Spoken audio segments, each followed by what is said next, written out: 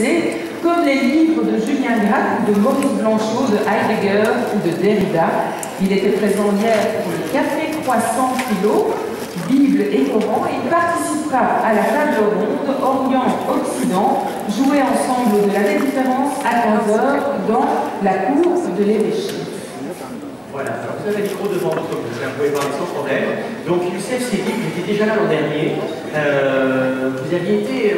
Enfin, moi j'ai failli pleurer, vous étiez l'an dernier lors du pique-nique 2014, parce que une telle intensité, une telle émotion par rapport à ce qui se passait bien sûr en Tunisie, par rapport au printemps arabe, par rapport à votre livre qui s'appelle « Ils n'ont pas lu le Coran ». Et je me dis, depuis ce qui s'est passé depuis l'an dernier, avec l'État islamique, avec ce qui se passe avec le musée Bardo, l'attentat à Sousse, quel est votre sentiment? Est-ce que vous avez envie de fournir ce livre à tout le monde? Il y a plein de questions dans cette interpellation. Moi j'ai envie de faire une grosse digression orale, ce que vient de dire Bruno. Digresser.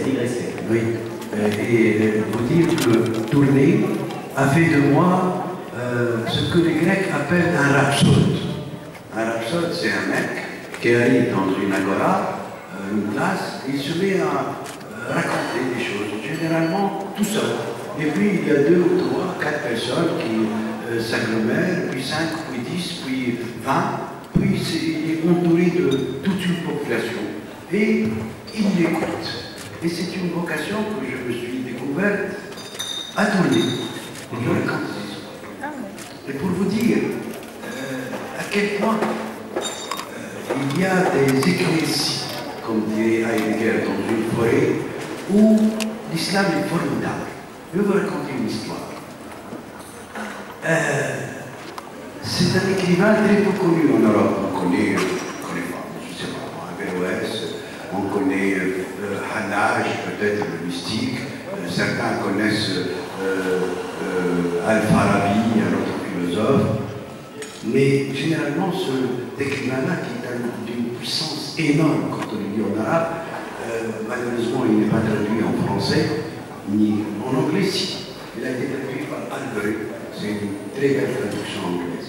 Et il raconte dans un de ses livres cette histoire que je trouve merveilleuse et qui vous dirait à quel point nous pouvons être très loin de Daesh et de ceux qui égorgent les gens. Il dit, nous étions 3 commerçants. Il raconte, nous étions 3 commerçants et un jour, en pleine Sahara, absolument inattendu, il y avait un orage terrible. Des foules qui tombaient partout, il n'y avait pas de paratonnerre à l'époque, bien sûr. Et on a aperçu une grotte et on s'y est réfugié. L'orage était tellement puissant qu'il a provoqué une avalanche et l'avalanche a obstrué complètement la porte de notre grotte. Nous avons essayé de pousser les clochers, c'était plus possible. Nous étions entrés vivants. Et dans cette détresse, l'un de nous a dit que chacun raconte une belle histoire où il a fait du bien. Peut-être que le bon Dieu fera un miracle et qu'on se sort de cette situation. Et on a demandé à l'aîné de raconter son histoire. Il dit, oui, je crois que j'ai fait une bonne action. Un jour, j'avais une dizaine d'ouvriers. L'un d'eux s'était attardé à faire un tas d'une demi-heure. Et quand j'avais donné le salaire, j'ai donné le même salaire aux 10. Et les 9 autres ont protesté. Mais comment ce type-là est venu en retard, vous lui donnez le même salaire, etc. Bon, pour ne pas avoir eu les mains, je lui ai enlevé, disons, 10 euros de son salaire, en promettant que le lendemain, je lui restitue dans le secret. Mais le lendemain, il n'est pas venu. Le surlendemain, il n'est pas venu. Un mois après, il n'est pas venu pour prendre ces 10 francs que je considère une dette pour moi. Je dois les investir pour lui. J'ai acheté une poule. Et puis j'ai élevé cette poule, finalement j'ai acheté un coq.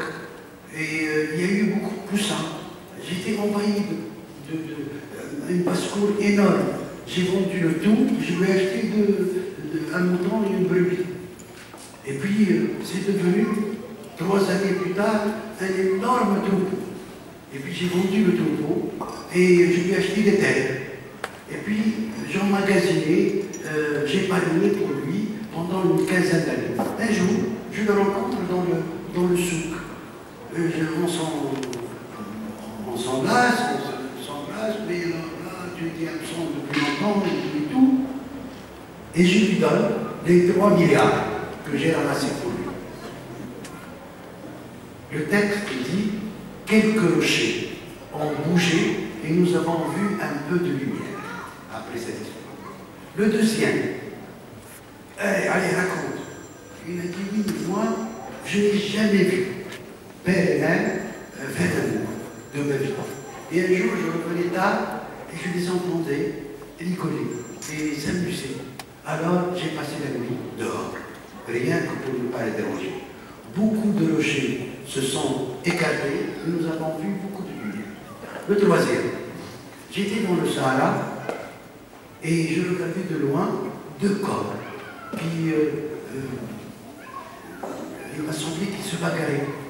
Je m'approche et je trouve que c'était 2 personnes, une femme et un homme qui faisaient l'amour. J'ai pris mon burnous et je les ai couverts. Toutes les roches se sont écartées et nous sommes sortis.